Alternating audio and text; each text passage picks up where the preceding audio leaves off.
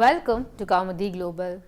The Indian government's refusal to denounce Russia harshly for its invasion of Ukraine appears to have alerted US leaders to a long-standing issue: how to wean the Indian military off its reliance on Russian armaments. The US government is mulling a $500 million defense package for India, according to Bloomberg News, to help finance the acquisition of US weapon systems. While $500 million may appear to be a substantial sum, it pales in comparison to the scope of the problem. Until recently, Russia supplied practically all of India's frontline weapons. According to the Stimson Centre, India's primary weapons are overwhelmingly roughly 85% of Russian provinces, thanks to decades of collaboration. Moreover, the Stockholm International Peace Research Institute says that new orders from India for a variety of Russian arms in 2019-20 will probably lead to an increase in Russian arms exports in the coming 5 years. It will take time to resolve the issue, and that won't happen unless the Indian military is willing to make some difficult decisions. When it comes to weapons programs, India, like all developing countries, faces an impossible trinity. It cannot attain autonomy, cause inequality at the same time. India's autonomy may be bolstered by purchasing more Western weapon systems and reducing its reliance on Russia. For example, however, the country would have to forego affordability, limiting its purchase power. The Russian S-400 surface-to-air missile platform will cost India $5.5 billion. The Terminal High Altitude Area Defense THAAD system made in the United States costs roughly 6 times as much and isn't nearly as adaptable.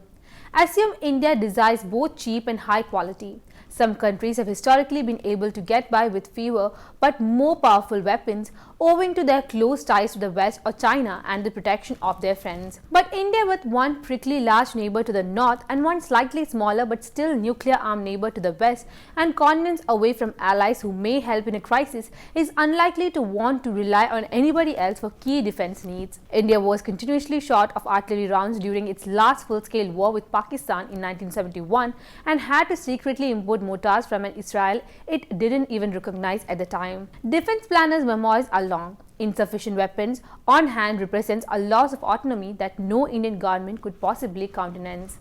India has spent decades attempting to construct a domestic defense sector by developing its own battle tank and fighter jet. Unfortunately, our military despised the Arjun tank and the Tejas fighter that resulted. The Indian Army says that the Arjun cannot be used in any war plans along with the heavy canalised and militarised border with Pakistan.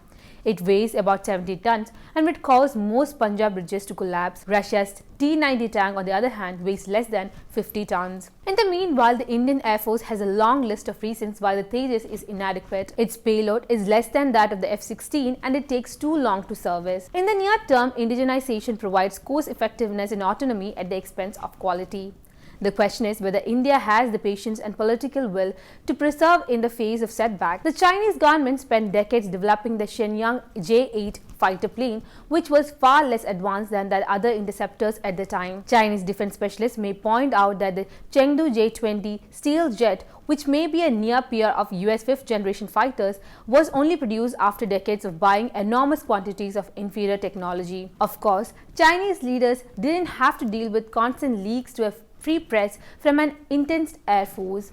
And then there's the fact that in India, at least, you are going to have produced many, if not most, of these new jets and tanks and ships in the private sector. Are Indian politicians and, more importantly, voters willing to accept the delays and opacities associated with a bigger defense industry? Surprisingly, sending boatloads of cash to Russian or Western defense industries is arguably politically safer than paying a lot lesser sum to an Indian oligarch. One of the most significant barriers to indigenization of weapon production is the Indian government's sour relationship with the business sector. Regardless, that is what must be done.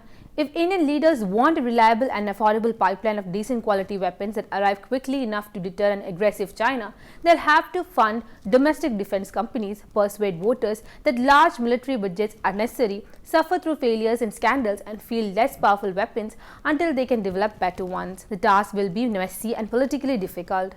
They should probably get started. I'm Neha signing out. If you like the video, please subscribe to our channel, hit the bell icon to get the latest updates.